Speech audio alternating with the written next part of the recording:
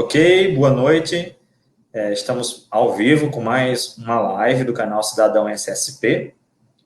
Hoje, como vocês estão vendo aqui nessa arte aqui, né? Nosso convidado é o Major da Polícia Militar de Minas Gerais, né? Ele já é veterano no BOP daquela instituição, é o Dr. Francis Alberto Cota, né? Que também é professor da Universidade Estadual de Minas Gerais. Eu vou convidá-lo aqui. Creio que ele esteja falando diretamente de Belo Horizonte, deixa eu ver.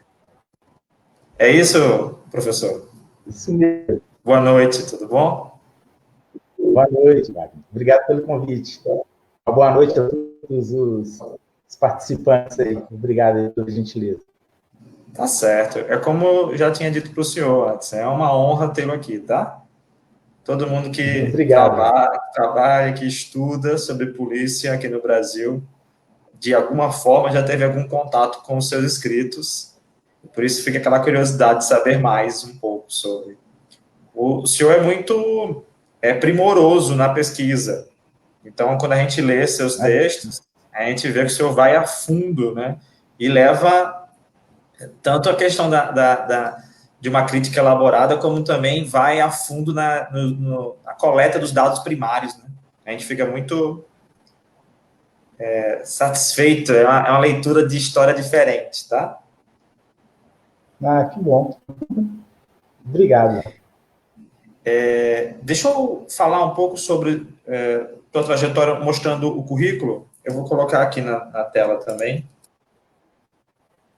O professor estava me falando que tem um perfil no Academia, e aí aproveita, tem lá o teu material, né? Deixa eu colocar aqui na tela, viu? Pronto. Então, hoje nós estamos recebendo o Dr. Francis Alberto Cota, deixa eu olhar aqui no home, doutor em História pela Universidade Federal de Minas Gerais, tem pós-doutorado em História Cultural, também pela Universidade Federal de Minas Gerais, Direito Penal e Garantias Constitucionais. Essa universidade aqui é a Argentina, Universidade, né? Nacional de La Matanza, em Buenos Aires, Argentina. E esse estudo de pós-doutorado em psicologia, qual é a universidade? Que eu não sei que sigla é essa. Universidade Kennedy, sob a supervisão da doutora Amélia Imbriano, Aide. Professora Aide. A gente estava mostrando agora, deixa eu dar licença aqui para mostrar também. Rapaz, é sério isso. Os supervisores e orientadores da pessoa dizem muito do que ele já estudou, né? Então, o senhor já foi orientado ou supervisionado pelo professor Luiz Flávio Sapori, né? Foi o primeiro aí, foi o professor Oder José dos Santos, né, da Faculdade de Educação, que da UFMG, professor Zé Murilo de Carvalho, né, foi da nossa UFMG, hoje está na Universidade Federal do Rio de Janeiro e Academia de Letras, né, um imortal. Professor Douglas Colilib, que é um brasilianista, ele é norte-americano, mas está aqui conosco no Brasil há muitos anos, que trata de escravidão no século XIX. Professor Eduardo França Paiva é uma das maiores referências da presença africana no mundo moderno, na questão da mestiçagem. Nosso professor titular da Universidade Federal de Minas Gerais, professor Nuno Gonçalo Monteiro, do Instituto de Ciências Sociais da Universidade de Lisboa, e a professora Amélia, querida professora Amélia, lá da Universidade Kennedy, né? E o professor Sapori, que é companheiro aí há muitos anos aí de reflexões e pesquisa, foi nosso subsecretário de Defesa Social aqui em Minas Gerais. Desenvolveu um excelente trabalho. Essa turma boa. Somos tributários aí, devedores, né, de todos eles. O senhor não parou de estudar, né? O que eu vi aqui tem alguns cursos em andamento, né? Quais são os cursos que o senhor está em andamento no momento? Então, rapaz, eu tenho uma graduação em Pedagogia e sou licenciado em História também, né? Para a nossa segurança pública e outras coisas aí de interesse mais pessoal. Mas, depois de tanto tempo, eu resolvi voltar aí para o mestrado, né? E agora na parte de escrita da dissertação, mestrado em Educação na Universidade Federal, sob a supervisão da professora Thais Niven, que é a parte da... Exatamente, eu estou trabalhando com os manuais militares. É exatamente esse aí, esse treinamento. Você está vendo aí? Estou vendo. Eu falei assim, com a professora Thaís. O boom Thaís Nília, grande especialista em história da educação no período colonial, né? E eu sempre tive vontade de verticalizar, né, a questão do ensino militar, e a gente tem descoberto umas coisas muito interessantes aí. Eu parto exatamente dos manuais do Conde de Lippe, né? Todos os manuais que foram produzidos por ele no século... Eu tenho aqui, no século XVIII. Olha a relíquia, meu amigo. Esse aqui é de 1700... Olha aí, de 1762. Você veio direto de Lisboa para mim aqui numa... como é que chama? Você está dando lance, deixa o seu soldo lá, né? São reparamentos originais aqui do século XVIII. Então, são os livros que eu estou falando, alguns aqui, outros eu baixei e imprimi, tá vendo? Da Biblioteca Nacional de Lisboa, né? Em Portugal, Biblioteca Nacional de Portugal.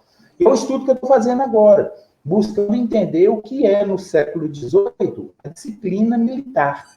E aí a gente tem descoberto aí que a disciplina ela é composta pela educação e pela instrução, né? Então, assim,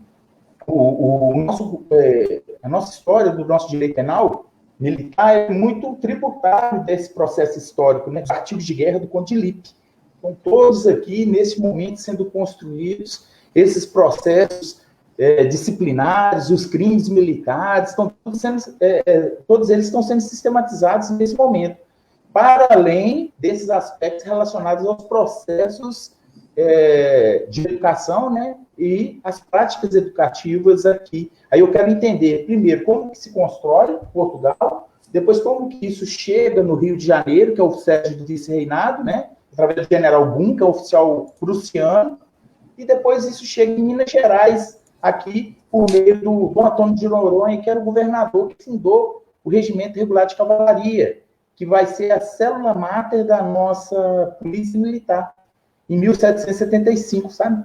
Então, assim, é um momento muito agradável da minha trajetória, né, enquanto pesquisador, porque eu estou atrelando a parte de história militar, de história de polícia, né, porque ela se mistura, principalmente para a gente aqui em Minas Gerais, e a parte de educação. Então, assim, essas duas coisas, elas estão, nesse momento, dialogando de uma maneira muito prazerosa, né?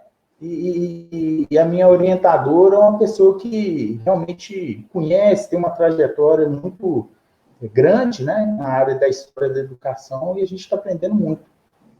É isso. Entendi. Isso, deixa eu ver se eu posso estar enganado. Deixa eu ver se eu consigo me colocar para saber quem é o Conde de Lippe.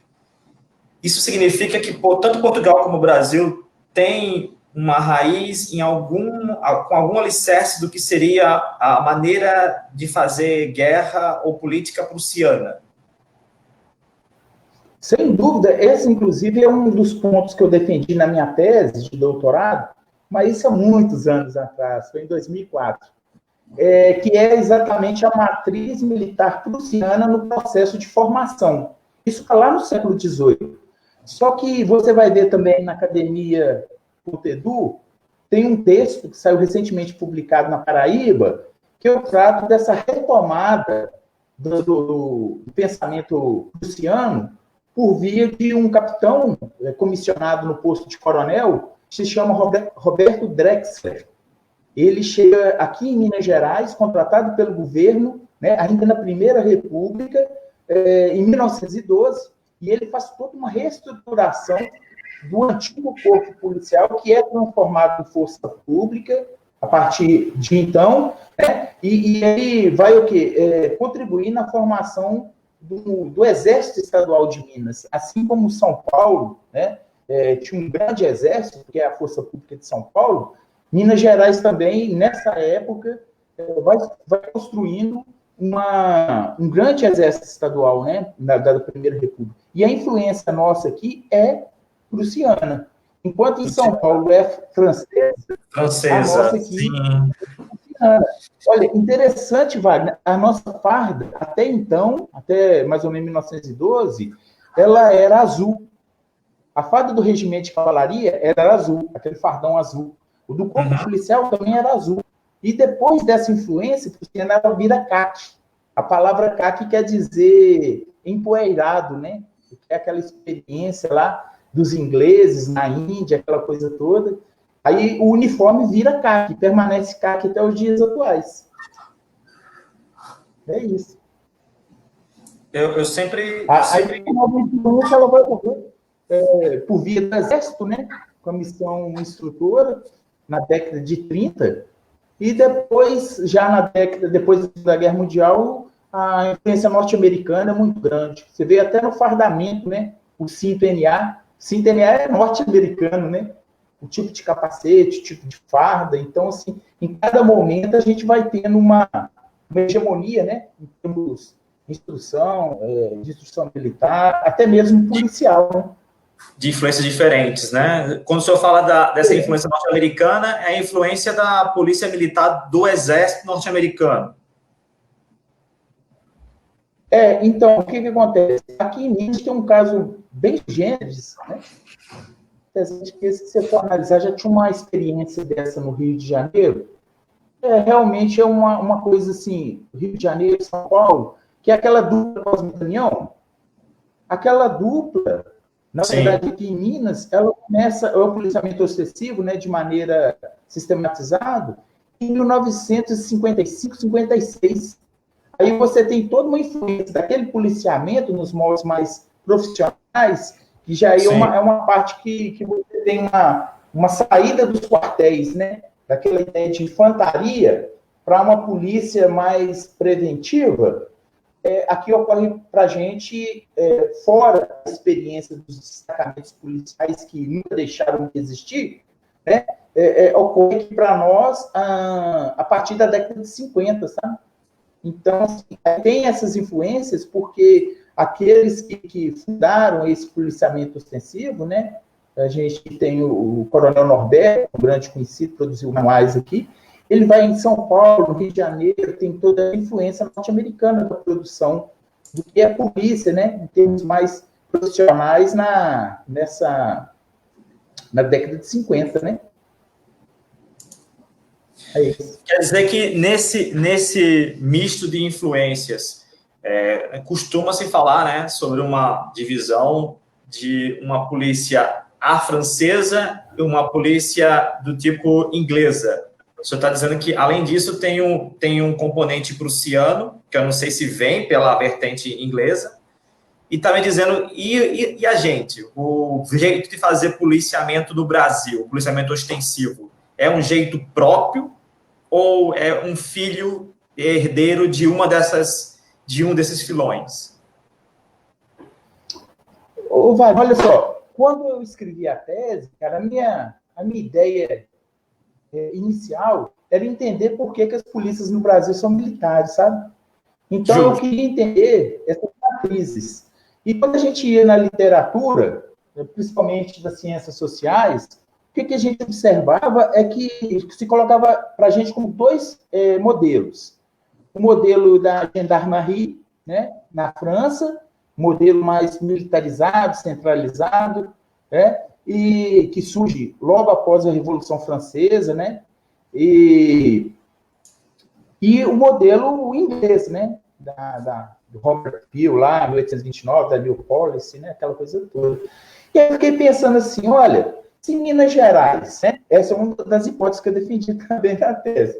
A minha hipótese é que em Minas Gerais tem uma formação muito sui generis em virtude de seus aspectos políticos, né, geopolíticos, e a questão da extração do ouro, da tributação, das políticas, da ordem que são estabelecidas aqui, né, desde 1719, né, que eu pego como marco a chegada dos dragões, né, em 1719 chegam 2 companhias, depois em 1729 mais uma, depois o regimento de cavalaria em 1775. Então aqui nós tivemos o quê? Um modelo de corpos militares responsáveis pela polícia.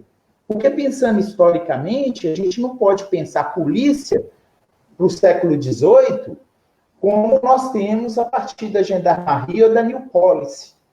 Porque aí você não tem uma instituição separada da estrutura judicial, militar, propriamente dito. A polícia, quando a gente busca aqueles dicionários antigos, como o Bluetooth, o Rafael Bluetooth, lá do século XVIII, né, do início do XVIII, você percebe que polícia é o quê? É a tranquilidade e sossegos públicos, né? É a ordem estabelecida para a tranquilidade e sossegos públicos. Não então, é polícia não é uma instituição. Não é a instituição, é...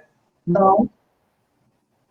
A polícia, então, inclusive, várias instituições que não eram militares eram responsáveis pela polícia também. A própria igreja, a religião, o controle social, a pequena comunidade, são várias instituições que atuam para que haja polícia, porque polícia é um conceito. A polícia não é uma instituição até então, né? Ela vai se tornando uma instituição, isso é lá para final do 18, já no início do 19. Então, quando você pega, por exemplo, o modelo rio-centrista, que o Marcos Bretas, que é um grande historiador do Rio de Janeiro, fala, né, é necessário sair do rio-centrismo, entender como que as polícias se constituíram nas diversas capitanias e, posteriormente, províncias. Por isso que, quando você me pergunta qual que é o modelo, etc., enquanto historiador, né, o cientista social ele tem essa capacidade mais de abstrair teorias gerais, etc. O historiador, geralmente, quando eu pego... eu sou um historiador da cultura, né? Então, assim, quando a gente pega... a gente analisa muito o quê? Porque, igual você falou, né? Ser detalhístico, suas fontes e etc. Porque são casos específicos que eu analiso em profundidade, né, nos moldes lá que a gente chama da microhistória, né? Se olhar, é lógico que a gente faz os jogos de escala, né? Da macroanálise para a microanálise, do diálogo dessas histórias, dos tempos diversos, né? Como dizia o Fernand Braudel, é um historiador francês, né? Tempo médio, longo e rápido, né? Curto. A gente vai fazendo esse de tempos e escalas. Mas foi uma das dificuldades que eu tive com o Sapori, com o professor Sapori, quando a gente foi escrever um artigo juntos. Por quê? O cientista social, ele quer pegar essas teorias, algo que dê para explicar algo mais amplamente. Né? Generalizar, fazer uma teoria que consiga abarcar mais. E aí, por exemplo, no nosso caso, eu analiso e falo assim, olha, isso vale para Minas Gerais. E muitas vezes vale o quê? Para Minas Gerais no século XVIII. Porque no século XIX vai ter mudanças, porque a história é feita de permanências e de mudanças, né? Algumas coisas permanecem a longa duração, eu consigo identificar, principalmente aspectos culturais, né? Essas teses de significado tem coisa, principalmente na disciplina militar, que é o que eu estou estudando agora, elas permanecem pra caramba, bicho. Você tem coisa, ô Wagner, que está escrito lá no regulamento Condilip, e no século XX, cara, eu particularmente fui... Por exemplo, um exemplo aqui, ó. Né? Um exemplo de permanência desse longo tempo. Hein? Um exemplo de permanência, né? De item que permaneceu mesmo no tempo.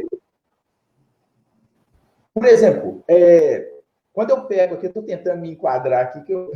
Então, assim, coloca direitinho aí a câmera.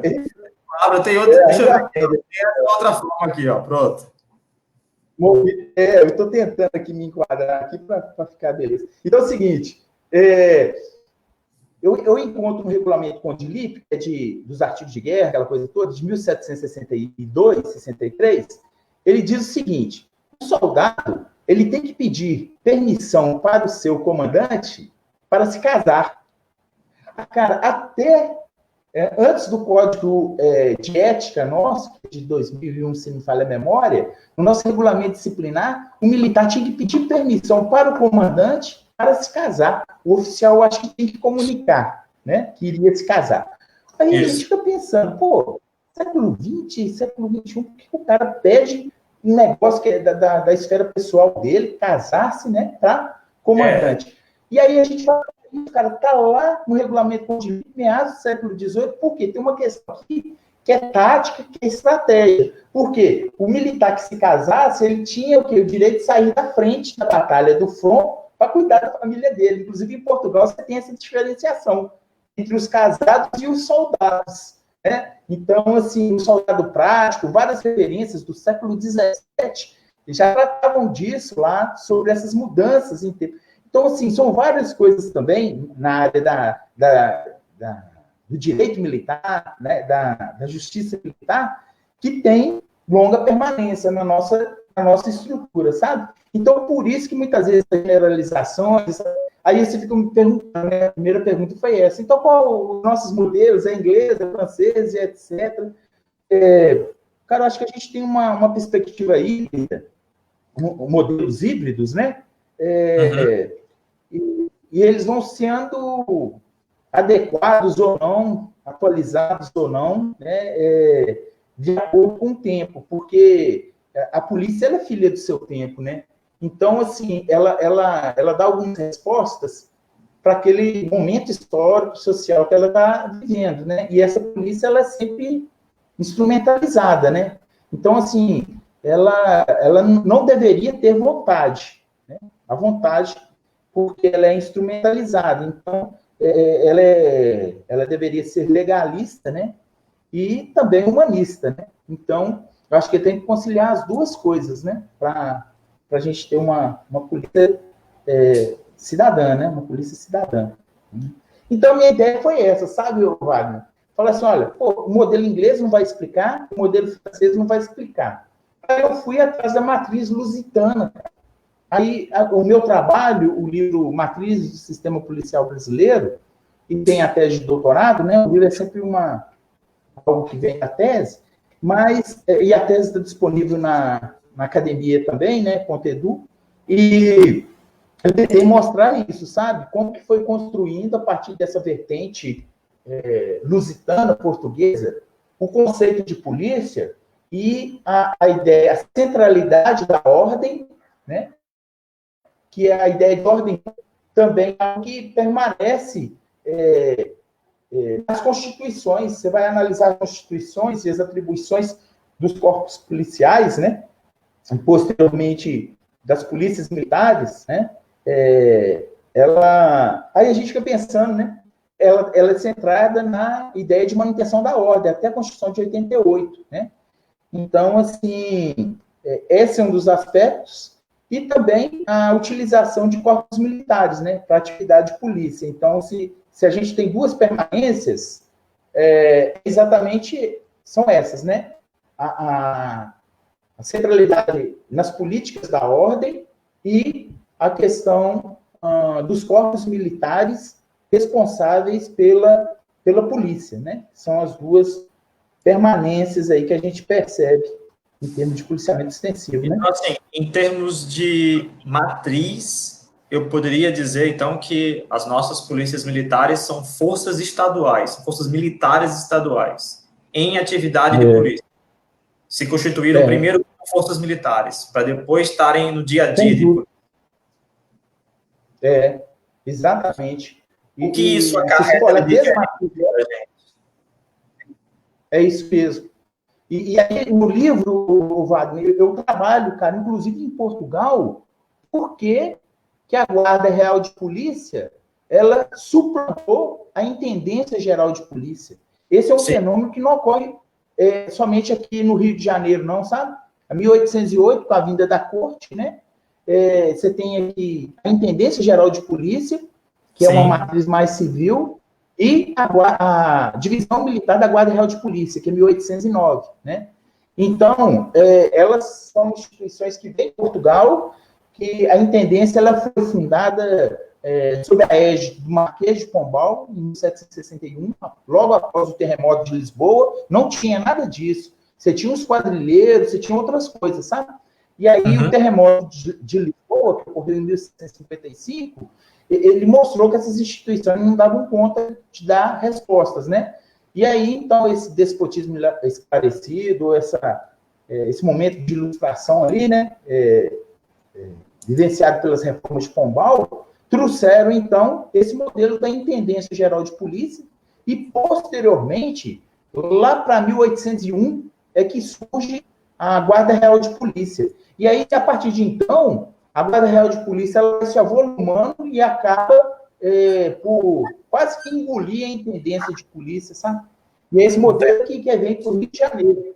Só que em outros lugares, por isso que o Marcos Beta ele é muito eficaz, né? Ele diz o seguinte, olha, a gente tem que entender as experiências das outras capitanias, porque antes da intendência e da Guarda Real de Polícia, você já tem atividades relacionadas à polícia em diversas capitanias. E aí eu pego o caso de Minas Gerais, né, por causa desse aspecto geopolítico sui generis, né, para entender aqui como que construiu.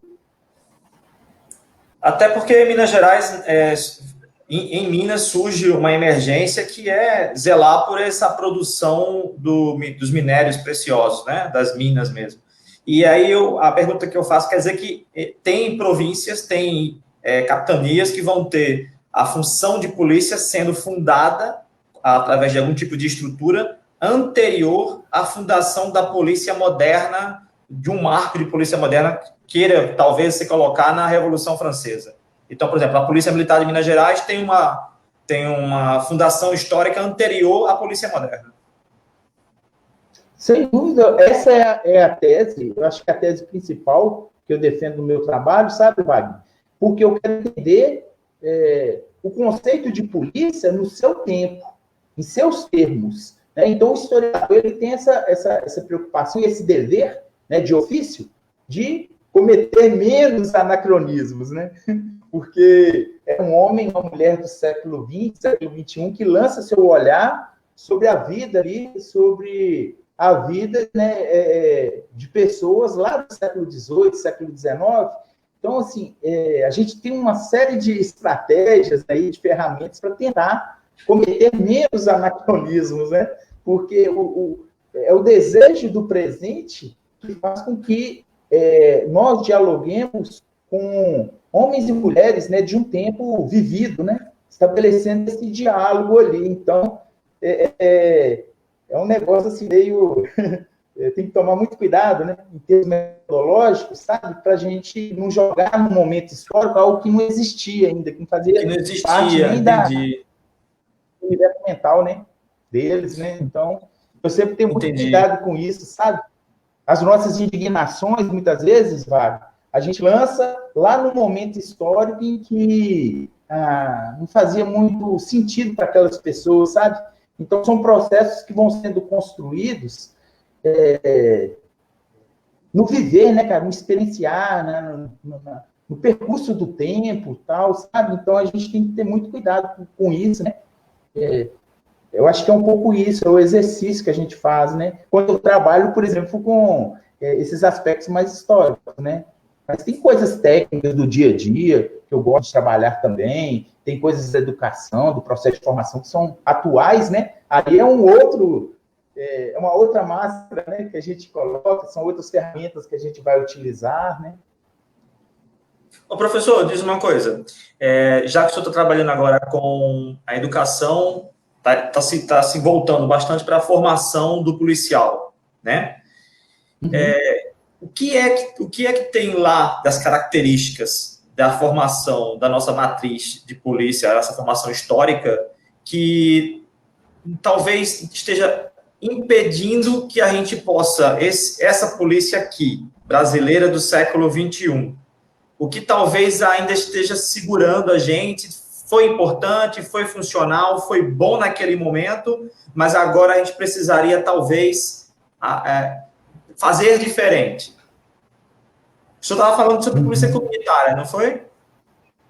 Talvez a busca de uma identidade de uma polícia comunitária que realmente fosse nossa.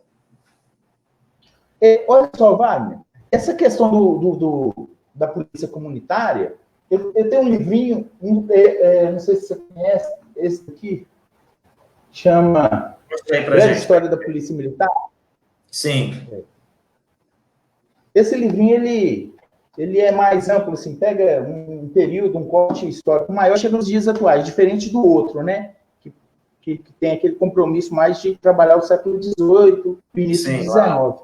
Sim. E o que acontece? Eu fico pensando no seguinte, que a gente construiu, por algum tempo, uma percepção e relações em que grande parcela da nossa população, ela desconfia da polícia. Ela olha assim e fala assim, nossa, o que pode acontecer, etc. E tal. É um negócio assim, né? E aí essa relação, vamos dizer assim, entre a polícia e a sociedade, né, vista dessa forma dicotômica aí, né, apesar de que o policial ele faz parte da sociedade, o que acontece? Ela impossibilita essa aproximação em termos comunitários. Por quê? Porque a base dessa relação em termos de polícia comunitária é uma confiança mútua. Então, em determinadas realidades históricas e culturais, por exemplo, como lá a japonesa, né, do modelo do Koban, que é a nossa polícia de São Paulo, vai, depois Canadá e tudo, cara, culturalmente é muito diferente das realidades sociais, culturais e políticas que nós vivenciamos. Então, por uma série de fatores aí, que eu não vou verticalizar, né, plural, é muito multifacetado, essa relação, ela não se estabelece de tal forma como tem, né, igual você bem disse, no Canadá, no Japão, etc., algumas cidades lá da Inglaterra e etc., na ideia dessa polícia comunitária. Então, uma das estratégias que eu percebo, né, e aí eu consigo identificar isso, esse esforço, né, eu posso falar pela Polícia de Minas, é o que a gente chama de estratégias de proximidade social. Então, quando você tem alguns programas sendo estabelecidos, né, vários programas, a gente tem muitos aqui, já de décadas, inclusive, né? Eles vão o quê? Criando nessa comunidade, nessas pessoas, esse sentimento e essa percepção de confiança. Porque se a gente não tem a confiança, não dá para estabelecer a polícia comunitária. Então, o movimento seria o seguinte: a polícia comunitária, eu sempre percebo assim, uso essa metáfora, a comunidade indo até a polícia e dizendo suas demandas e etc e tal. Essa é o movimento. Na polícia de proximidade social, né, é lógico que em Portugal também eles têm esse termo, né, mas o conceito que ele é parecido, mas é o seguinte, e aí o que acontece? Nessas estratégias de proximidade social, a polícia sai do quartel dessas relações e vai até a comunidade. Tá vendo? Então, a relação é diferente. Na polícia comunitária, eu percebo que a comunidade vai até a polícia. Na proximidade social, a polícia vai até a comunidade. De tal forma que as relações, se elas forem bem-sucedidas, em termos de prestação, etc., algum dia pode vir a ocorrer a polícia comunitária. Mas eu penso que é uma fase a ser alcançada diante dessa questão cultural, histórica, né, e social. Então, assim, porque parece que está fazendo polícia comunitária e não está. Porque nós temos diversos estudos, né, de natureza mais crítica, nesse sentido, mostrando que muitas vezes esses aspectos que eu disse aqui, da confiabilidade, de ir até, etc., ele não se estabeleceu, né? Eu, particularmente, penso que em algumas localidades, isso é possível. Quando eu pego, por exemplo, Minas Gerais, tem 853 municípios. Algumas cidades mais afastadas, devido a uma cultura específica, devido às relações que se estabeleceram, essa política comunitária, ela ocorre, né? Mas, por exemplo, em outros locais, né, em que a gente tem uma vulnerabilidade social, aspectos de violência ali mais presentes e situações mais violentas, vamos dizer assim, né, entre os órgãos estatais e aquelas comunidades, esse sentimento de confiança, esse sentimento de ir, tal, ele tem que ser construído, sabe? Então, acho que tem isso. É. Mas, assim, a polícia, eu acho que ela deveria ser comunitária desde a sua origem, né?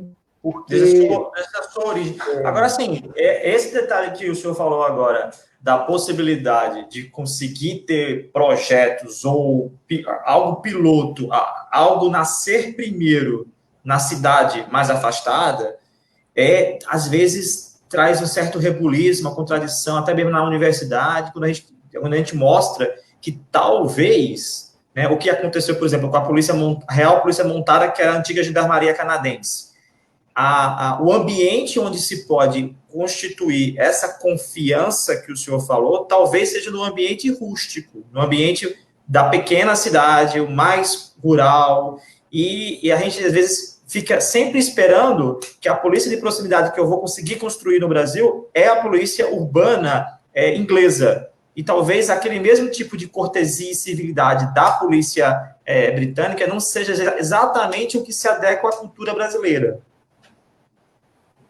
É exatamente porque o risco que a gente corre muitas vezes, Wagner, é tentar exportar os modelos sem considerar os aspectos culturais, sociais e históricos, né? Então, acho que essa sua colocação ela é extremamente relevante, porque... E aí tem que ter o quê? Aquela previsibilidade da ação também da polícia, né?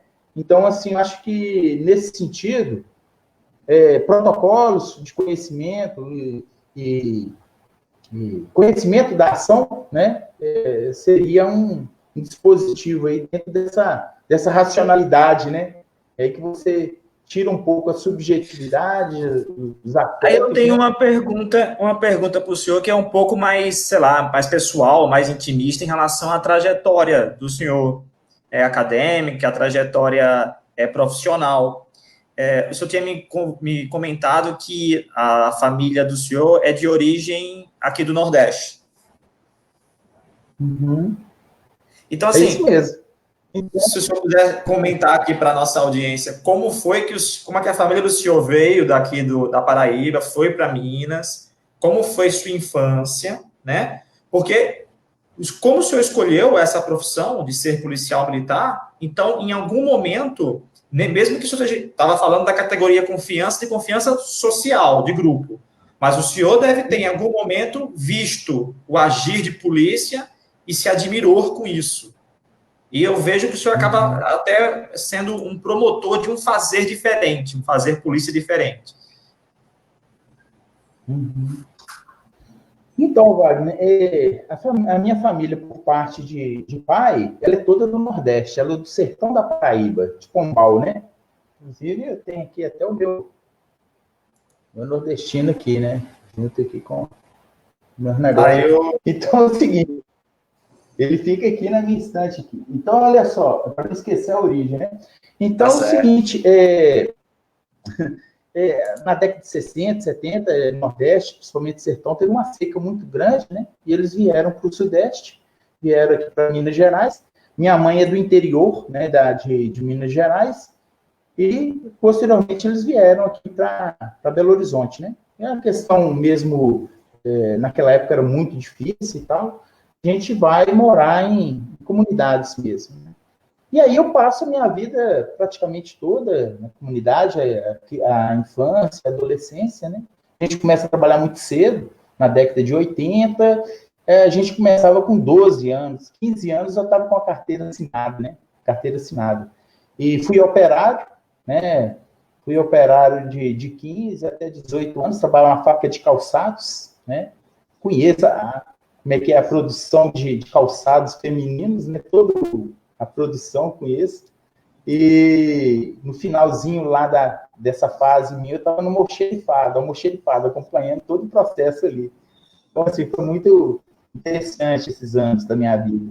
Fui para o Exército, né? No Exército Civil, 12º Batalhão de Infantaria, aqui em Belo Horizonte, oportunidade de fazer o curso de cabo, né? Do 12BI, uma unidade nossa. E quando eu saí, eu falei assim, puxa, isso é interessante. Só que eu falei assim, eu queria ter uma utilidade em termos de intervir na realidade de maneira mais intensa, sabe?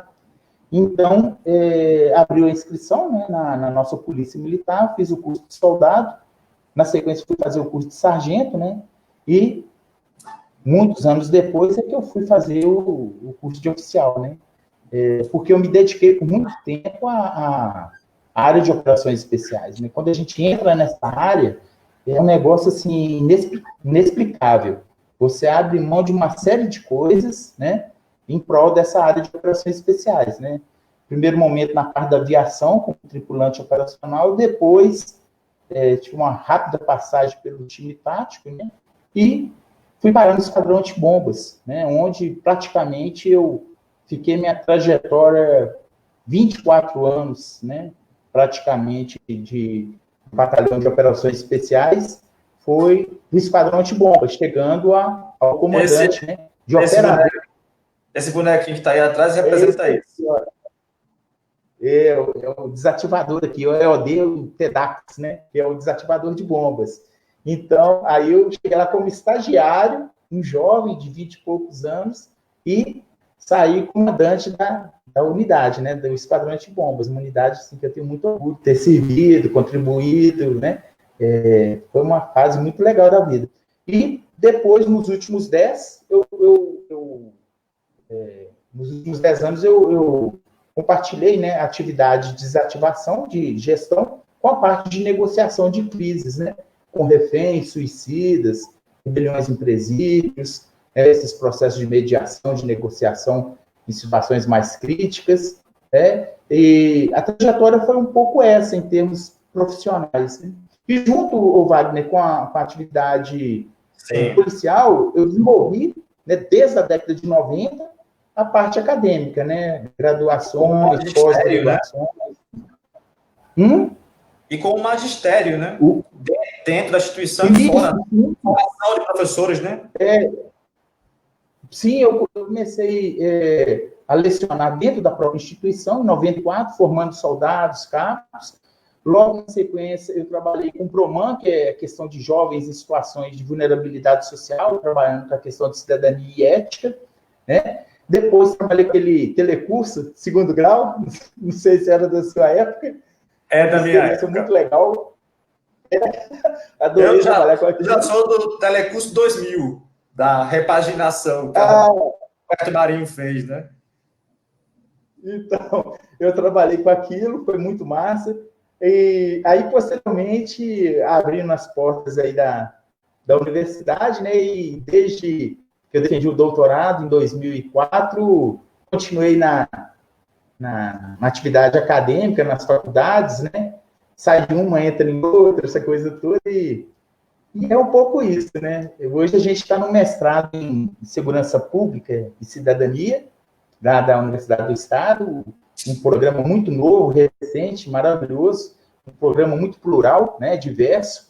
E na universidade, na Faculdade de Direito, também de Pedro Leopoldo, né, a gente trabalha lá com antropologia, psicologia aplicada, metodologia, história do direito, e no Instituto de Educação Superior Latino-Americano. Aí eu trabalho no curso de pedagogia, design, cultura e sociedade. Então, assim, atualmente são essas 3 instituições aí. É um pouco isso, a trajetória. Está trabalhando com design social? Não, lá a gente tem um curso de design mesmo. É um curso tecnólogo, né? E aí, dentro do curso de design, tem uma disciplina que chama Sociedade e Cultura. É uma pegada, assim, uma mistura de sociologia e antropologia, sabe? E é legal pra caramba, porque dá pra gente aplicar isso nos futuros designs lá. Professor, e no de pedagogia, né? Voltando a essa trajetória que o senhor acabou de contar agora, me diga, assim, duas coisas. Porque quando a gente propôs a live, que falou guerreiro, esse guerreiro não é só o guerreiro de guerra, não. É o guerreiro de quem luta, porque o senhor tem uma trajetória de quem veio de baixo, dos estratos sociais de baixo do Brasil, e, de certa forma, para quem olha para o senhor, diz, poxa, ele conquistou, ele conseguiu coisas. E essas coisas devem ter tido algumas dificuldades no meio de caminho. A gente gostaria de ouvir, porque tem gente aqui que vai ouvir essa live, tanto ao vivo como gravado, que diz, poxa, eu também gostaria de estar com essa titulação acadêmica, eu também gostaria de estar trabalhando dentro dessa instituição que ele trabalha. E como é que foram essas trajetórias de luta? Esse que é o guerreiro que eu estava querendo dizer, né? Vou dar dois exemplos de onde pode ter tido algum tipo de contradição. A questão do interior capital, né? As oportunidades que surgem na capital, as oportunidades que surgem no interior, e você tem que ir lá agarrar no interior, né? Essas oportunidades. A questão de praça oficial, como é que como foi, né? Essa saída do ciclo de praça para o ciclo de oficial, e o que é que isso te trouxe como experiência, né? E essa questão de conseguir conciliar, de manter na ativa da Polícia Militar e, ao mesmo tempo, conseguir ter uma trajetória acadêmica, lecionando também. São 3 perguntas numa só. Então, Wagner, quando eu concluí, defendi o doutorado em 2004, eu estudei na Universidade Federal, né? Cara, a gente tem aquele sentimento de dívida, né? Com a sociedade, né? Porque a gente não paga nada na Universidade Federal, né? E aí, então, surgiu um projeto de formação emergencial, né, de professores no Vale de Jequitinhonha, que é divisa quase com Bahia, dá 700 quilômetros daqui de Belo Horizonte até uma cidade, por exemplo, como Araçuaí, que era um dos polos.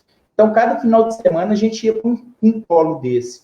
É um projeto da Fundação Educacional do Vale de Jequitinhonha e da Universidade do Estado de Minas Gerais. E eu trabalhava já no BOP, né?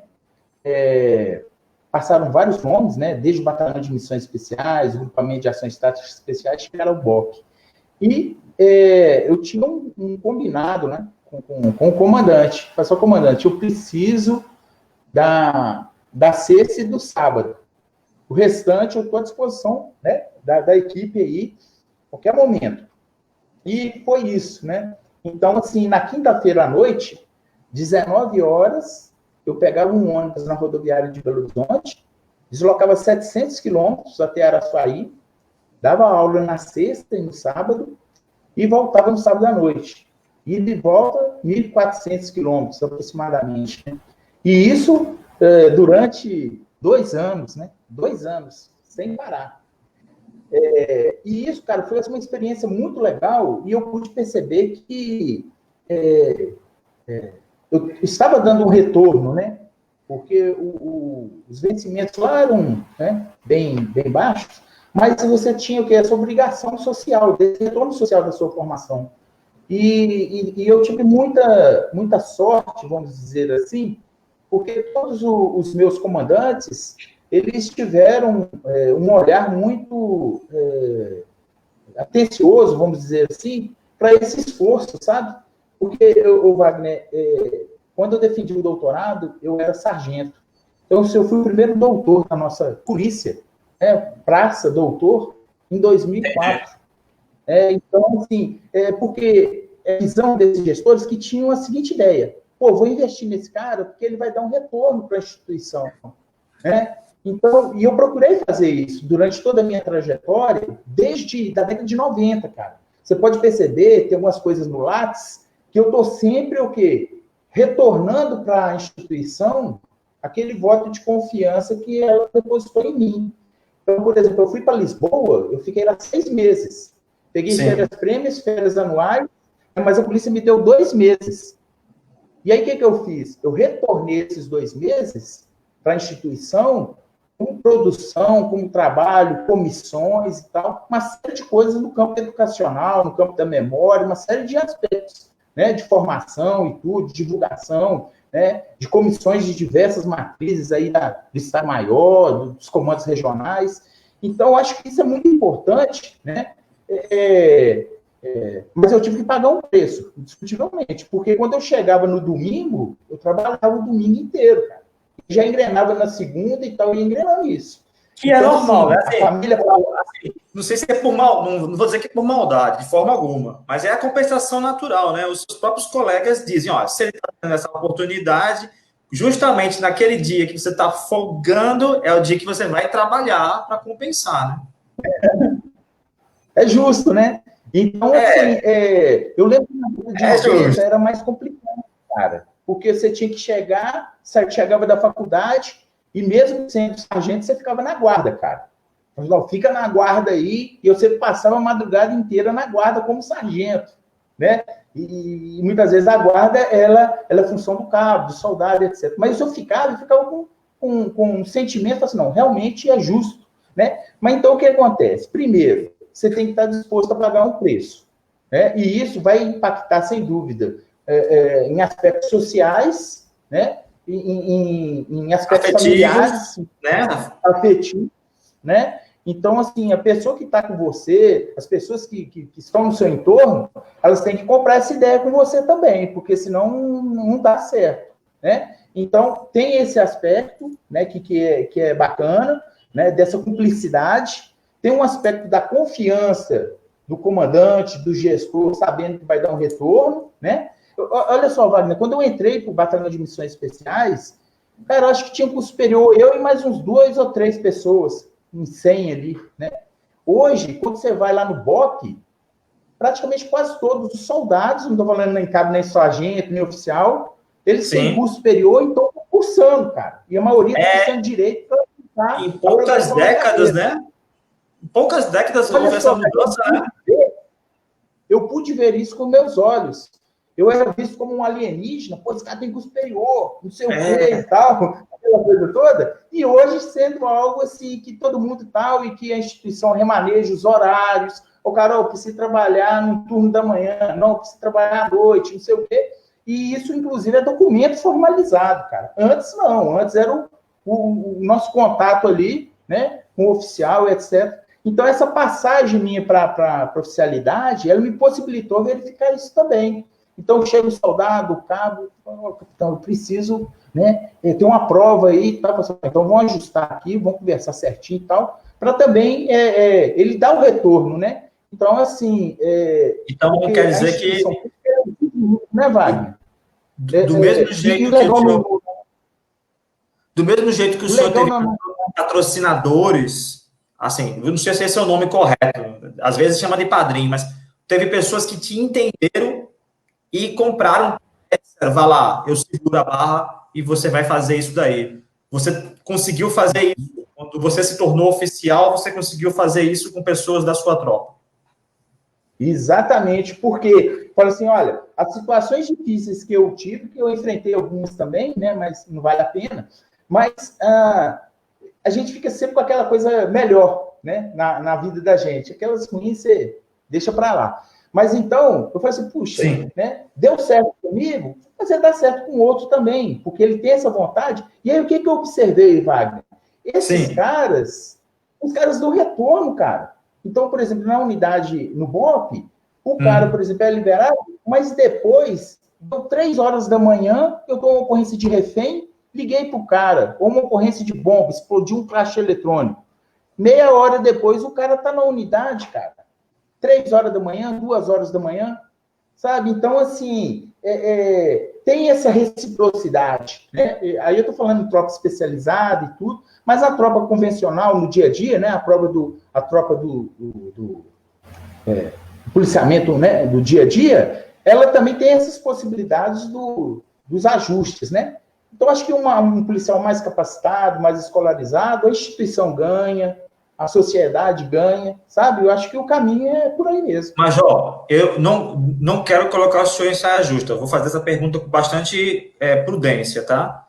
Será que essa experiência que o senhor teve como praça, por exemplo, eu hoje não estou mais na Polícia Militar, e quando eu entrei para ser oficial, eu saí direto dos bancos do ensino médio profissionalizante para a Academia de Polícia Militar.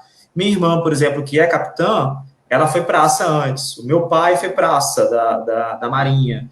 E, assim, eles tiveram essa experiência antes. Então, quando o senhor chegou no oficialato, tinha essa visão do que era ser praça da Polícia Militar. Será que alguns colegas, como não foi o meu caso, colegas do senhor, ou colegas meus, que foram só oficiais, será que a eles faltam, talvez, um tino, a prudência de perceber que existe toda essa quantidade de gente, de banco de talento, de anseios e vontades do Corpo de Praças da Polícia Militar? Ô, Wagner, eu tenho estudado também essa questão da nossa cultura, né? Da cultura Sim. de polícia nas últimas décadas, né? Eu percebo que o perfil, vamos dizer assim, do oficial e até mesmo, né, do praça, ele tem mudado demais, cara. Tem mudado demais. Então, assim, a gente pensa que é condição sine qua non para ter uma sensibilidade maior, ter passado por uma situação como essas que a gente passou, mas muitas vezes não. Muitas vezes é da formação da pessoa, da sensibilidade dela, independente dela entrar direto no CFO, porque eu dei aula muitos anos no CFO, eu percebi de cadetes, cara, que tinha uma sensibilidade, um olhar, uma atenção, porque ele é esperto, porque ele vai falar assim, olha, não é simplesmente comandar, eu estou trabalhando com pessoas, eu estou trabalhando com sentimentos, sabe? Então, hoje também, eu acho que esses jovens, eles chegam para a academia de maneira diferente, nesse sentido de percepção, sabe? Então, assim, eu acho que tem uma visão aqui humanística, né, uma visão diferente, porque é a questão das gerações, né? Geralmente, de 25 a 30 anos, a gente tem uma nova geração, né? Então, acho que essas gerações, sabe, porque aí bem que a ruptura dessa inovação tecnológica tem até gerado gerações mais encurtadas, né? Está sendo até mais rápido, né? Porque da mesma forma que a gente pode ter pessoas que entraram, né, como praças e conseguiram conquistar o oficialato e não tem essa visão da alteridade, da sensibilidade, etc., a gente tem também militares que entraram direto no oficialato e tem a visão, né? Então, assim, acho que tem muito do ser humano, da sua formação, seu aprimoramento enquanto ser humano, né? Verdade. Agora sim, o senhor falou que fez parte do batalhão de missões especiais e que hoje está no BOP, falou outro nome, acho que foi GAT. Assim, o senhor está falando, isso que eu queria compreender, né? Isso é a mesma unidade que foi mudando de nome ou são unidades diferentes que o senhor passou? Me explica um pouco sobre isso. Não, é a mesma unidade, né? Então, lembra lá, a polícia é filha do seu tempo, né? Então, assim, os contextos, as contingências vão fazendo os designs ali, os desenhos, sofrendo adequações. Então, vamos falar sobre essas mudanças do Operações Especiais na Polícia Mineira. Nós temos quanto tempo? Oi? A gente tem quanto tempo? Aqui é livre. O Facebook ele dá mais ou menos 2 horas de um aviso. Tá bom. Deixa correr mais depois. Então tá. Fica à vontade. Tá bom. Então tá ok. O que ocorre? Até 1994, a gente tinha a Companhia de Operações Especiais, né? Foi fundada lá em 87 e tal. E a partir de 95, foi quando eu cheguei para a unidade, eles juntaram o grupamento, né? O grupamento a professora Aide, olha aí, ó, a Amélia. Então, tá colocando ela aí. Falando dela, a professora Amélia entrou aí, olha. Eu vou aproveitar. Da Argentina. Isso. Professora Aide, Ibriano, a Luana Arruda também falou aqui. Vou dar uma boa noite aí para o Maurício Carlos, o Marcelo Portela, o Eide Silvio Júnior, o Maurício Carlos, a Cristiane Cruz, que já participou várias vezes aqui com a gente hoje, a Deise Moraes, tá? A Giovanni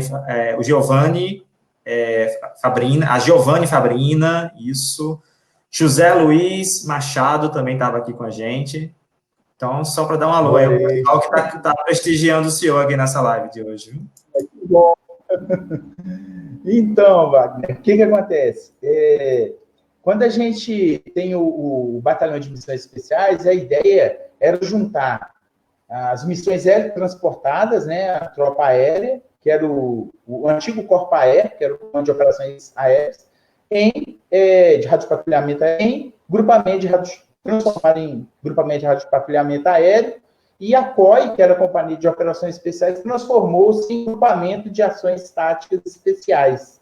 Então, assim, nesse momento, houve uma opção clara, né, pelas ações táticas especiais, neste momento da nossa história, em virtude de uma influência muito grande de oficiais que se formaram, né, em São Paulo. Em São Paulo, nós tivemos aí, inclusive, nos prestigiando aí, o Major Eide, que esteve lá nos Carabineiros do Chile em operações especiais, né, em operações especiais no Chile. Tivemos o Coronel Oliveira, que teve o BOP do Rio de Janeiro, o Coronel Lucas, o Coronel Vladimir, que tiveram no GAT de São Paulo.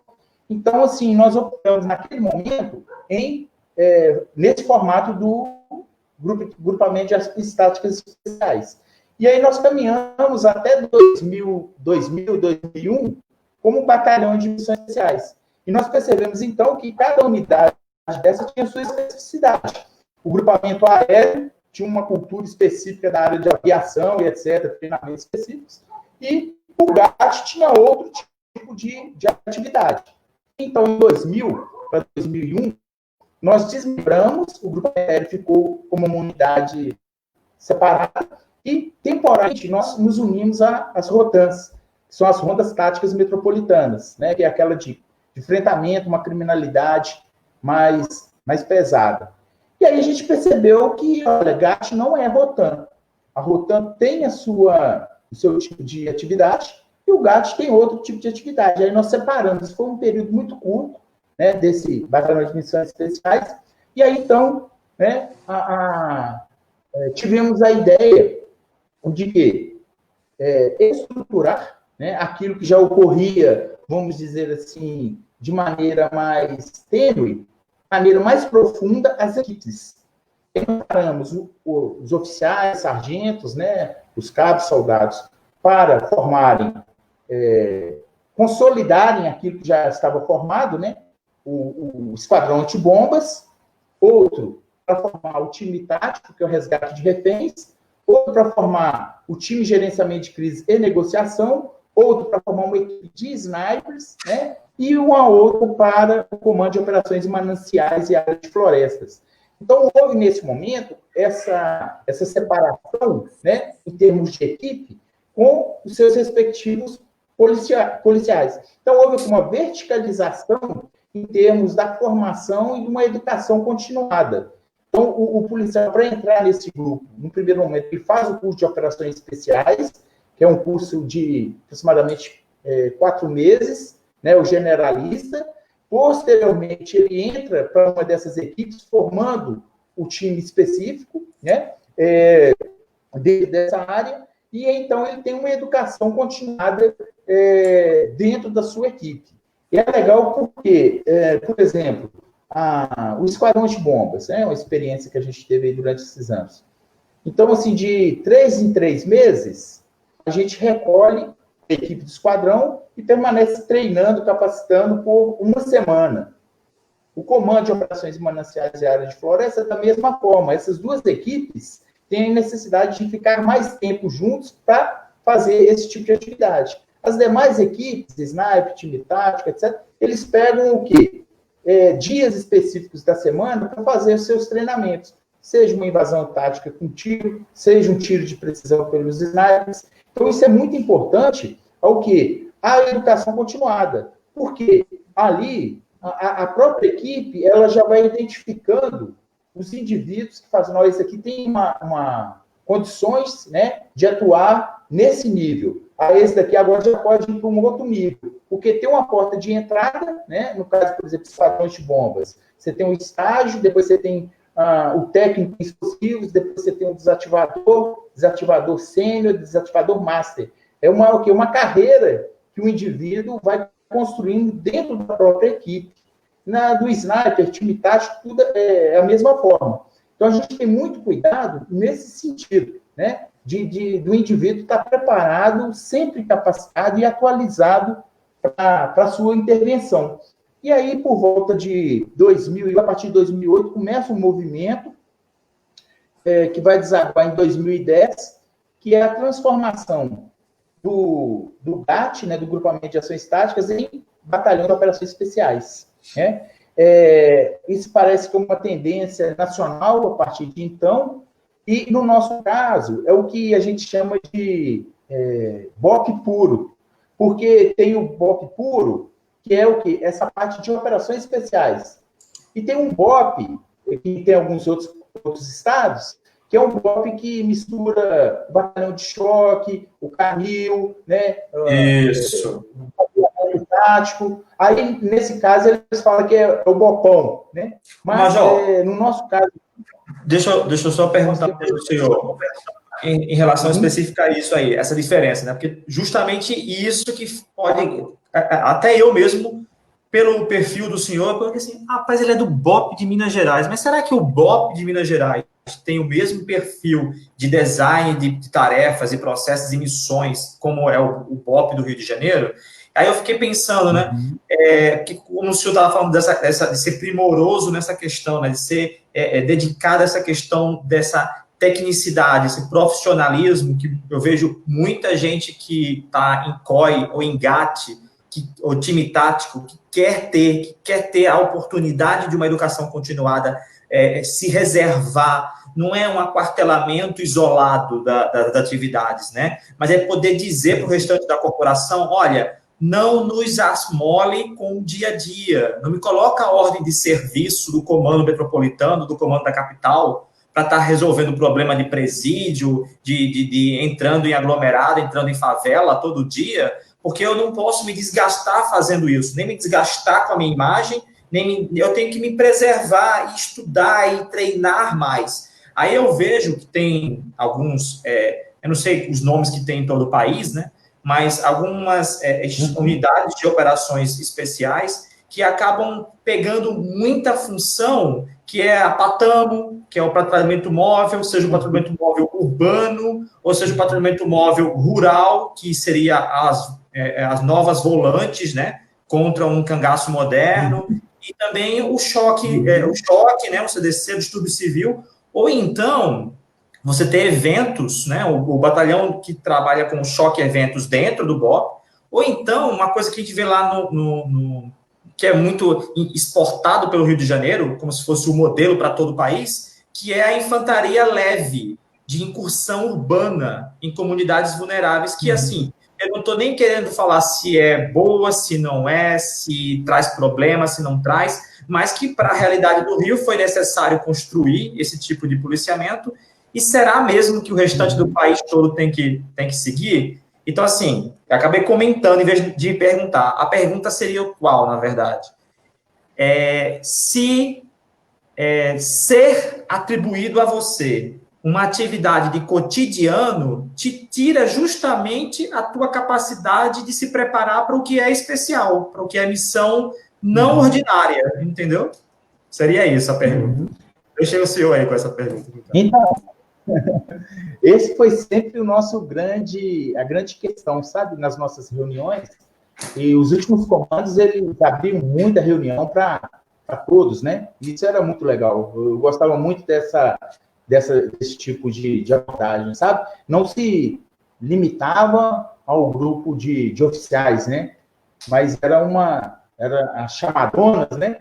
Exatamente para tratar dessas questões. E eu acho que a gente ganhou muito, sabe, Wagner, quando dessa nossa escolha pelas equipes e por essas especificidades, inclusive eram normatizadas, né, são normatizadas na nossa diretriz geral de emprego operacional. Então, a coisa vem o quê? Do comando geral do Estado-Maior para baixo. Quais são as funções do BOP? Né? Aí vai falar lá, olha, intervir em ocorrências de resgate de reféns, desativação de bombas, já está tudo definido quais são as nossas intervenções, né? Então, assim, seria a última ratio, né? O emprego realmente do BOP em situações, por exemplo, que foge da normalidade, o cotidiano, nosso dia a dia, né? Então, assim, quando a gente chega, a nossa equipe chega em algum aglomerado, alguma coisa do gênero, realmente as pessoas falam, o que o BOP está fazendo aqui? Né? Porque não faz parte do cotidiano, porque de uma maneira preventiva, você tem um policiamento local, Você tem um outro projeto que é o GEPAR, o Grupo Especializado de Patrulha em Áreas de Risco, né? Que seria um foco dessa proximidade social, no primeiro momento do GEPAR, e você tem as rondas táticas metropolitanas que atuam nesse sentido, né? Que no caso eu percebo também... No caso da PM de Minas Gerais, isso é a Rotan. E o GEPAR é algo como o Ronda do Quarteirão, mas que não saiu da polícia normal, como foi a polícia do Ceará. É uma ronda de proximidade, mas que está dentro da institucionalidade da Polícia Militar. O GEPAR, ele atua em favelas, né? Em comunidades, em aglomerados urbanos. Eles atuam ali. Aí eles ficam lá. Então, assim, eles foram, no primeiro momento, idealizados dentro dessa estrutura de proximidade social. Sim. Né? Essa que era a ideia. E aí a Rotan também trabalha com essas situações assim, que a gente fala de uma criminalidade mais bem armada e coisas do gênero.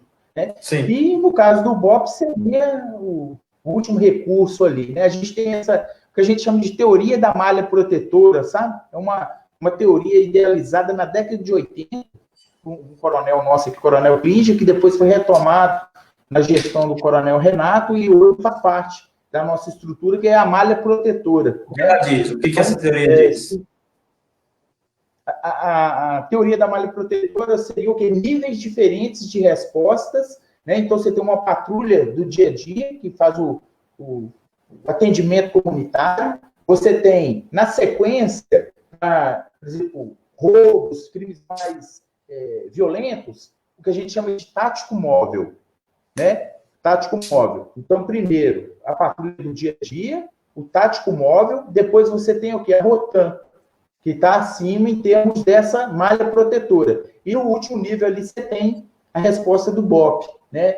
Aí vem a cavalaria, o grupamento aéreo, aquela coisa toda. Sim. Então, a teoria da malha protetora nesse sentido, né? Um vai cobrindo ali esses espaços, né? Seria um pouco essa ideia.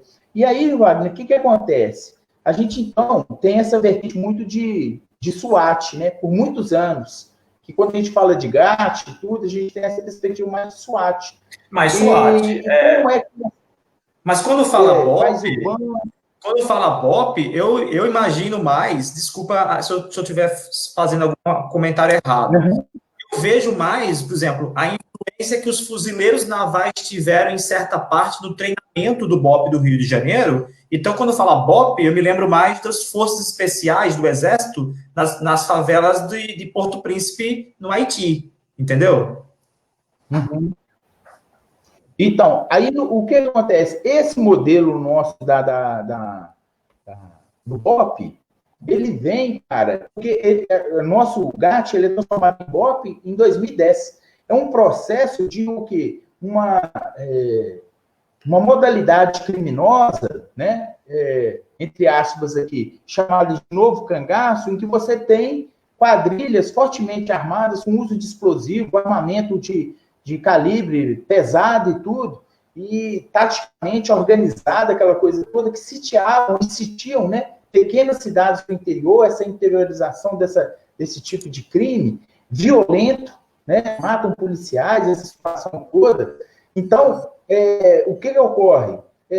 Houve uma necessidade de parte dessa equipe ela se aprimorar nesse tipo de resposta.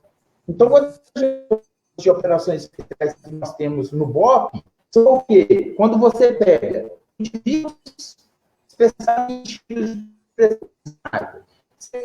a equipe de time tático, você pega a equipe de mato e alguns integrantes do padrão de bombas, monta essa equipe, vamos dizer, multidisciplinar, e parte para esse tipo de enfrentamento, porque esse enfrentamento, ele fugiu totalmente àquele padrão nosso de resposta tipo SWAT. Então, eu percebo hoje que, para esse tipo de delito, a resposta ela não pode ser a resposta tipo SWAT, porque é um grupo, efetivamente, é um tipo de crime, né? Um evento criminal que é diferente. Então, é diferente, Major. E olha que eu faço parte de um grupo de tenentes que já são herdeiros de outro oficialato da década de 90. Eu sou do começo da década de 2000, né? Que a gente chegou no sertão de Alagoas e a gente percebia isso. Então a gente tinha o tático móvel da média cidade de Alagoas, mas a gente sentia falta desse outro capaz de ser vigoroso com o novo cangaço.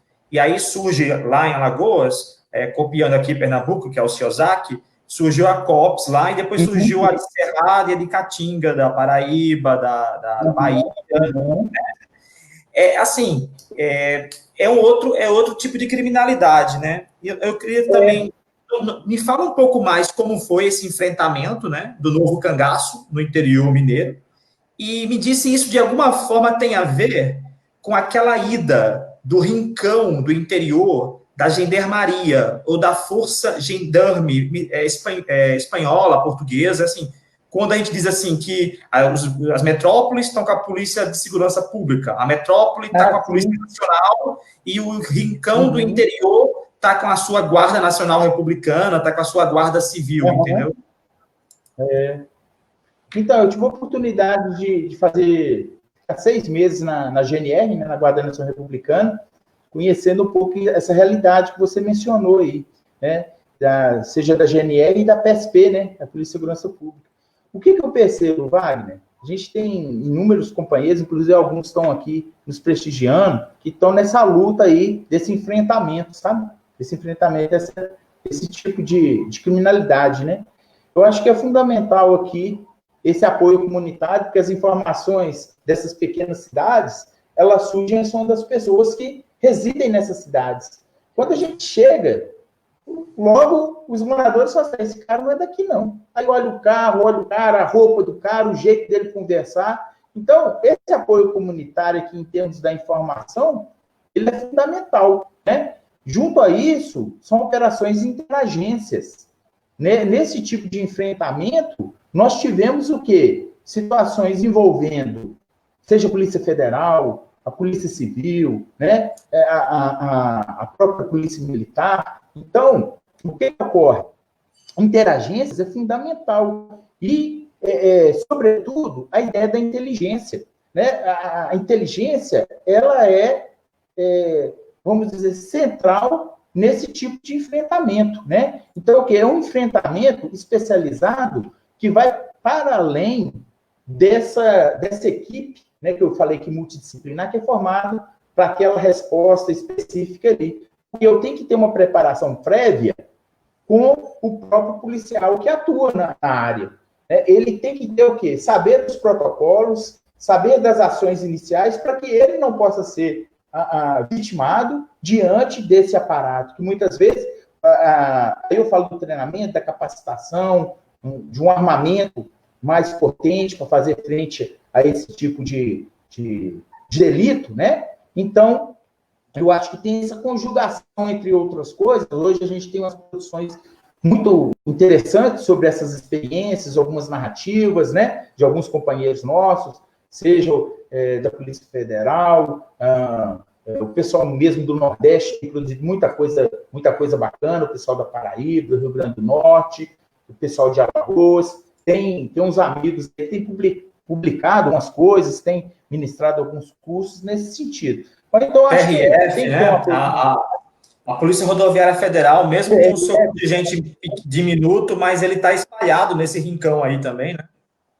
Não tem dúvida, né? Desculpa aí ter esquecido que está realmente nesse dia a dia. Então, acho que é isso aqui. Apoio comunitário, interagências, inteligência e um enfrentamento especializado, né? E não pode desconsiderar jamais a capacitação daquele policial que está no setor, ali, no local. Então, a gente vive um pouco esse dilema, sabe, Wagner? É um dilema que a gente, ao mesmo tempo que a gente optou por ser um padrão mais SWAT, a gente não pode perder a ideia de operações especiais nesse sentido, para esse tipo de enfrentamento, sabe? Não podemos perder. Então, por isso que a gente tem sempre atualizações em tiro, em patrulhamento de alto risco, situações sob estresse, treinamentos realísticos e tal, para não perder essa possibilidade, né, que é real, que é cotidiana, desse enfrentamento mais pesado aí, né?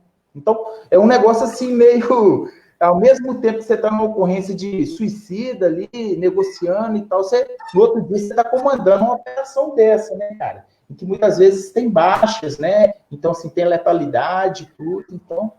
Eu estava comentando com um amigo meu, né, dizendo ele que eu acho o máximo é uma citação do Dominique Monjardin, que ele fala isso, né, que talvez, em determinadas situações, a mesma guarnição policial que está policiando, fazendo a segurança das famílias num parque no dia de domingo, é a mesma guarnição que logo em seguida vai estar fazendo a perseguição a assaltantes de banco. Então, assim, são lógicas diferentes, são preparos diferentes, são talvez até se eu pudesse escolher, eu colocaria pessoas diferentes para fazer essas coisas, porque são perfis profissionais necessários diferentes, mas talvez a função policial não dá tempo. Né? A gente estava falando agora, assim, aqui antes de a gente entrar no ar, que talvez você tenha sempre assim, qualquer policial pode se tornar um primeiro respondente. O senhor estava falando sobre isso, né? Sobre esse preparo específico. Sim, nós temos exatamente, Wagner, porque essa preocupação com o policial que está ali, né, até a chegada desse reforço que a gente está falando aqui, ele demora um tempo, né? Então, assim, o que acontece? É ele que vai ter que dar aquela primeira resposta. Então, nós preocupamos no sentido de que produzir materiais, a gente tem o manual de primeiro interventor, né? Nós temos o manual de gerenciamento de crise, nós temos os treinamentos, as capacitações, nós temos o nosso último comandante-geral se preocupou muito com a potencialização de armamentos, né, diferenciados para esses policiais e de capacitá-los, né? Então, isso é muito importante, né? Ter o primeiro respondedor ali e que possa dar essa resposta sem se colocar em risco e tendo foco na comunidade, né? Também, né? Sobretudo, é a comunidade, né? Eu vou pegar um gancho, são duas coisas agora. Primeiro, eu quero falar sobre essa questão do sertão. Parece que o senhor tem uma ligação aí com o sertão, do mesmo jeito que eu tenho, uma ligação com o sertão aqui do Nordeste. E só para não esquecer, tá? Não vou. Só se o senhor quiser fazer um comentário mais longo. Só para não perder e deixar registrado aqui, que talvez, uma das possibilidades de nós encontrarmos o jeito brasileiro de fazer polícia comunitária, a gente encontre lá, nessa interação que o senhor acabou de falar agora, que do morador da área rural ou da cidade de pequeno porte, nessa forma como a gente está fazendo o enfrentamento do novo cangaço, né? Porque eu lembro quando eu vi na Gendarmeria canadense, na Real Polícia Montada, tem uma série da Netflix que eu acho maravilhosa, tá? Não é policial, é uma série romântica, tem um par romântico lá, só que o homem do par romântico, né, tem a professora que vem da cidade grande para ensinar no faroeste canadense, né, e o homem do par romântico é um policial da Polícia Montada, mostrando ele fazendo essa interação de policiamento comunitário, entendeu? Acho que no século XVIII, ou no final do século XVIII ou no começo do XIX. Então, assim, bem interessante. Depois eu deixo o link para o pessoal ver. Maravilha. Mas me fala, o senhor tem uma ligação com o cangaço? Então, eu acho que está no sangue, né? Porque o meu avô, cara, Chico Formiga. Ele foi Chico Formiga. Chico Formiga. Sério? Francisco, né? Meu nome é Francis, em homenagem a ele. Então, é o pai do meu pai. Ele era do sertão, né? De Pombal. E ele era cozinheiro, cara, Pombal é sertão da Paraíba, né? Pombal é sertão da Paraíba, sertão, né? Mandar um alô pro Coronel Orivan, que é da região de Souza. Eu acho que é de Souza, né? Isso. Ele é de Souza, gente boníssima. Então, o que acontece? Ele foi cozinheiro, cara, do bando de Lampião, né? E uma vez eu lembro, jovem, né? Cheguei lá, ele já estava no interior, né? Já tinha vindo para cá. Aí ele falou assim: você virou macaco? Aí o que acontece? Eu cheguei lá fardado, né? A farda, Entendi. tudo. Aí eu falei: por quê, vô? Aí ele foi me explicar, né? Que era a designação que os cangaceiros davam para as volantes lá, para os militares, né? Naquela época. E Lampião foi morto em Angicos, né? E eu moro em Angicos. É o Eu meu bairro trabalhei, aqui. eu trabalhei em Piranhas, né? Olha só. Eu fui em loco, eu vi a formação da Ciosaki Alagoana a nossa companhia de Caatinga lá em Alagoas se formou na cidade de Piranhas, né? Porque assim, apesar de Angico ser em Sergipe, mas a volante que teria dado cabo a Lampião foi uma volante alagoana, né? Foi, exatamente. Então, essa é a situação, né? Tá A certo. ligação é essa. A ligação foi essa daí, né? Não? Foi. Mas, diz uma coisa pra gente. Em termos do futuro, do que a gente pode esperar a partir de hoje das polícias brasileiras? O que está faltando para mudar? O que está faltando para elas pararem de receberem tantas críticas dos formadores de opinião? Ou essas críticas são infundadas? Olha, eu não sei se você já percebeu nos meus inscritos, cara, até o último Vozes das Ruas aí está disponível lá, 2019, ano passado, está em formato e-book. Eu sempre procuro essa pluralidade de visões, sabe? Sim. Esses exercícios de paralaxe, né? De mudança. Então, porque as críticas, eu acho que elas devem ser ouvidas também, sabe? Eu já aprendi muito com crítica. Então, assim, a questão do feedback, né? Do feedback, ele é muito importante. E quando a gente... Vou colocar aqui enquanto estou falando, vou mostrar ao pessoal que tem Está disponível, né? o senhor, né? Pode rolar aí, tá lá embaixo, Posso, sabe? né? Eu vou apertar aqui. Aperta em books, em livros. É isso mesmo. Aqui, Aí, ó, livro. olha, tem aí. Eu acho que tem que descer um pouco ou subir. Vamos lá. Vou passando, viu? Aí, ó, Vozes das É Ruas, esse tá vendo? aqui? Tô vendo. Então, esse livro aí, ele trata das manifestações, né, de 2013 e foi supervisionada pela professora Amélia, né, na área de psicologia social. Que estava aqui Então, agora com a gente.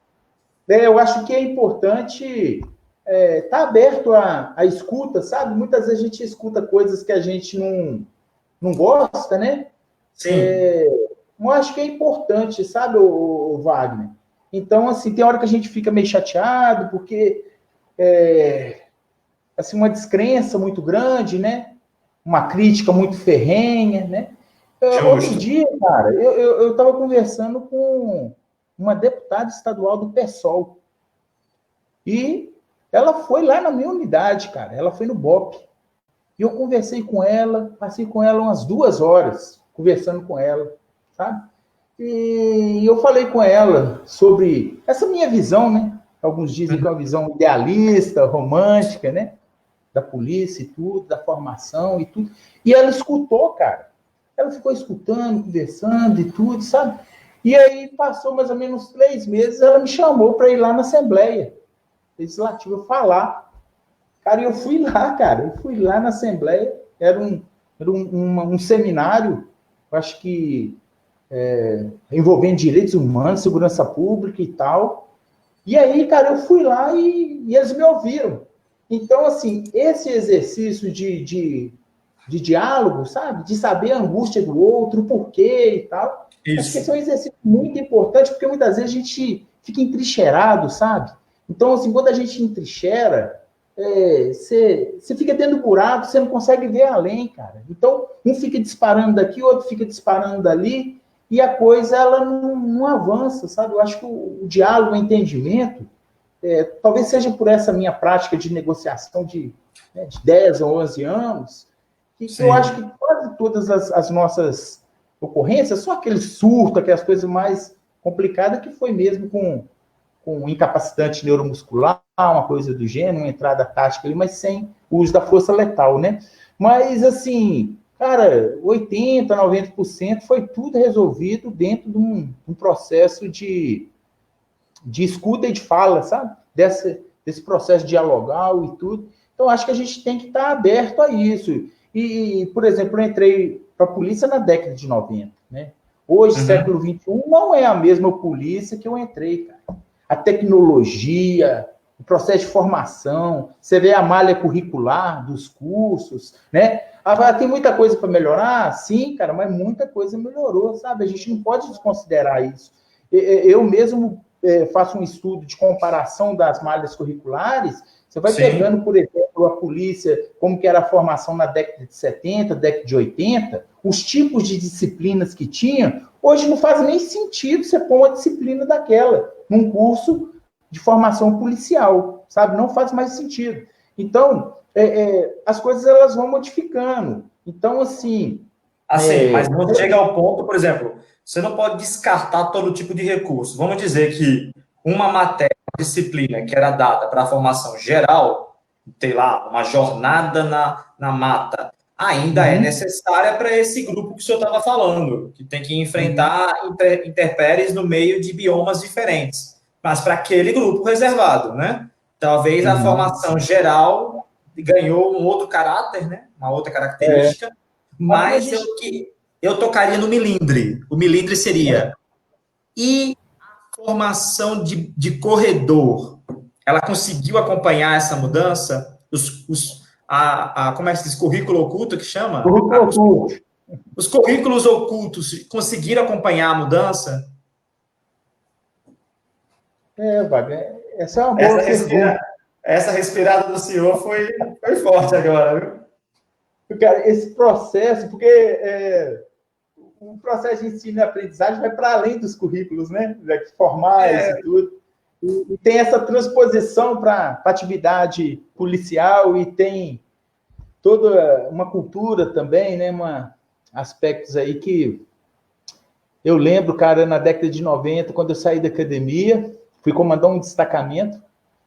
O Cabo Velho chegou para mim e falou assim: ó, sargento, eu tinha a idade do filho dele, bateu no meu ombro, esquece que você aprendeu na academia, agora eu vou te ensinar como é que é a polícia, né? É a polícia de verdade. Ele falava, tinha isso, né? É um pouco isso que você está falando aí, realmente a gente tem um choque com a realidade. Eu vou falar para você que a gente é muito idealista, cara. Eu, particularmente, ainda permaneço, por incrível que pareça, né? Eu permaneço muito idealista, mas a gente tem um choque com a realidade diante da sua... Porque sabe o que acontece, Wagner? A atividade de polícia é muito pontual, né? Para situações e eventos pluricausais, né? E então é o aqui e agora, como diz Jaqueline Muniz, né? Quando ela trabalha com teoria de polícia, a nossa intervenção é o aqui e agora, para resolver pontualmente fenômenos que são pluricausais e que estão além da atividade de polícia. Né? Então, a professora Ivone Costa, da Federal da Bahia, mostra muito bem que chega ao ponto de você trabalhar com questão... A professora Ruth Vasconcelos, da UFAL, também está olhando essa questão da sociologia clínica para a psicanálise, e dizendo que talvez algumas questões que a gente fala de polícia são questões da alma humana, de como a gente se comporta de um para com o outro, e a gente talvez esteja até projetando relações íntimas na relação pública coletiva, né? E eu fico pensando, assim, o nosso discurso, cara, a nossa linguagem, ela é muito violenta, né, Wagner? Sim. E isso, assim, igual você falou, né, cara, é no nosso cotidiano, na nossa família, nas nossas relações, dentro da escola, dentro da universidade, né? Então, assim, a gente vai conseguindo mapear um pouco esse processo, né? Esse processo de construção e como que isso se dá em alguns desses níveis, né? Então, assim, a frustração muitas vezes se dá nisso, porque você não consegue resolver o problema, né? E a polícia não tem aquele poder, efetivamente, que ela pensa que tem, né? Em termos dessas intervenções e tudo. Eu fico percebendo isso muito, cara, nas nossas práticas lá, né? Quando a gente tinha uma ocorrência, por exemplo, de suicida, A gente, pô, horas e horas negociando, equipe tática posicionada, pô, o pessoal ali e tal, equipe lá de gerenciamento de crise, o teatro todo da operação, a cena de ação toda Sim. montada, aquele negócio todo. E aí, ao final, cara, a pessoa entregava a arma. Pô, mas você sabia, cara, que se não tivesse o envolvimento da família, de uma pequena comunidade, de resolver o problema daquele cara, aquilo ia voltar, o sofrimento ia continuar e etc, sabe? Você fala assim, pô, hoje, igual aquele filme, ninguém morre. Mas e amanhã, né? Então, assim, você ficava Sim. tranquilo, porque você cumpriu a sua missão. Mas muitos problemas, eles são para além da polícia, né? Então, Para além, para além. então, acho que tem um pouco isso, sabe? Então, sim, tem essa questão da humanidade mesmo, sabe? A nossa opção pela humanidade, qual humanidade que nós escolhemos em termos de processo civilizatório, sabe? Não, assim, a prática, né? A prática policial, a experiência policial te ensina que muita coisa é para além da polícia. Eu acho interessante para alguns juristas ou operadores do direito que demoram um bocado de tempo para entender que vai para além das normas, vai para além da institucionalidade, vai para além do Estado. E é difícil às vezes você falar, olha, a gente tem que cumprir normas, cumprir leis, mas as pessoas, essa humanidade é construída para além de tudo isso. O senhor está fazendo, acho que estudando psicologia também, né? Eu fiz uns estudos aí no nível de pós-doutorado nessa área, né? Mas era para Sim. entender um pouco isso e para atuar melhor como negociador, né?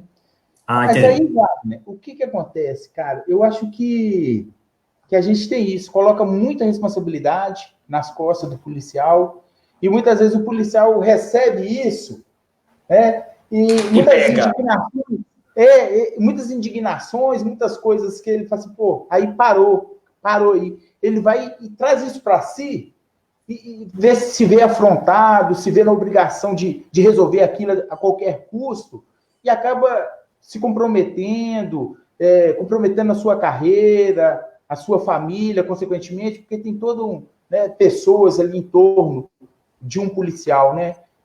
Qualquer um de nós, policiais, cidadãos, não somos números, né? Somos pessoas e, consequentemente, tem um grupo de pessoas também que depende, que se relacionam conosco, que Justo. sofrem conosco, né? Que se alegram conosco, essa coisa toda. Então, muitas vezes não se tem essa dimensão, né? Há uma despersonalização do policial ali, né? Ele eu percebi isso muitas vezes em situações com movimentos sociais, né? Colegas meus da universidade, pessoas que eu conheciam, eles, assim, não é o Francis, é o policial que está ali, né? Então, o policial recebe isso, não é um negócio legal para receber, sabe? Porque ele ali não é o Francis, é o capitão, né? É o major, é o soldado e tal. Então, há essa despersonificação muito grande e o policial, ele vai recebendo isso cotidianamente, sabe, vai?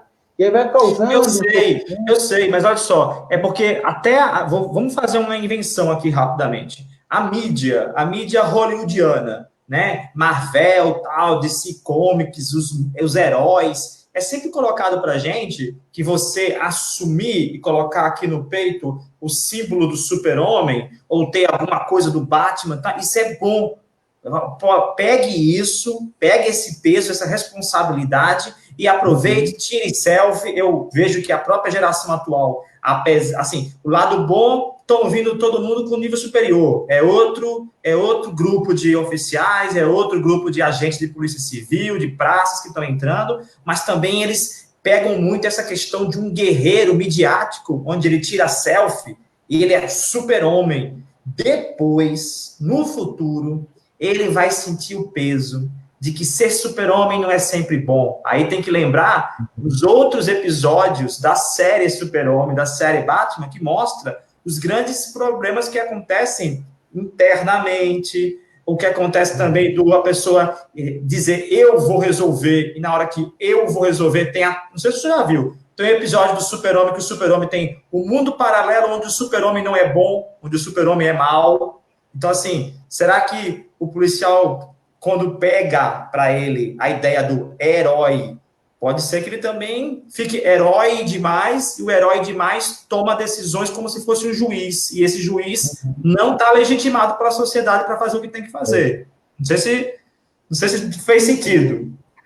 Sentido. E depois o ônus fica somente com ele, né? Então, por isso que é um ofício, é uma arte, né, cara? Mas, ó, a preocupação que o senhor estava falando agora, de ter uma tropa preparada, treinada, a gente até comentou antes da live, não é só o primeiro respondente, né, esse primeiro interventor, não ser abatido como uma vítima do confronto, mas que depois do confronto pode vir, por exemplo, uma revés jurídica e ele passar anos respondendo na justiça e pagando do próprio dinheiro o advogado e ele se sentindo, sei lá, ele se sente como? Eu acho que, né, Patama e Bob tem muita gente assim, né, desamparado, né? Então, por isso que é uma arte, né? É uma arte, verdade. Tá certo, Major. A gente fica muito feliz de ter recebido o senhor no canal Cidadão SSP. Tá? Assim, eu vou falar essa parte, mas eu já sei que todo mundo que ouve isso fica meio vermelho, sem graça, mas é uma honra de verdade. Porque sabe o que é você pegar um livro e você ler? Deixa eu ver se ele está aqui, o livro do senhor. Porque o livro do senhor foi, para mim, referência tá ali, na outra estante. Dissertação de mestrado, e você poder ver aquela pessoa. Poxa, eu queria, quando eu for grande, eu quero ser como essa pessoa. Essa pessoa era você. E hoje eu estou aqui diante de ti, vendo como você é uma pessoa humilde, né? Apesar desse conhecimento todo, transmite para a gente uma proximidade humana, né? Muito obrigado, Wagner. A gente fica muito feliz, né? Eu acho que esse é o combustível que dá força para a gente continuar aí produzindo, né? Contribuindo e aprendendo sempre, né? Sempre aprendendo. Muito obrigado, Wagner, pelo convite. Obrigado pelas pessoas que estiveram aí conosco, né? A gente fica muito feliz em revê-los aí. Ô, Wagner, obrigado mesmo e tá certo. Tá bem? Tá certo. Tá bom, eu que agradeço, tá bom? Eu vou desligando aqui a live. A gente teve várias participações aqui. Se tiver alguma pergunta, alguma coisa, eu passo para o senhor depois, tá bom? Tá bem. Tá bom, tranquilo. Um abraço.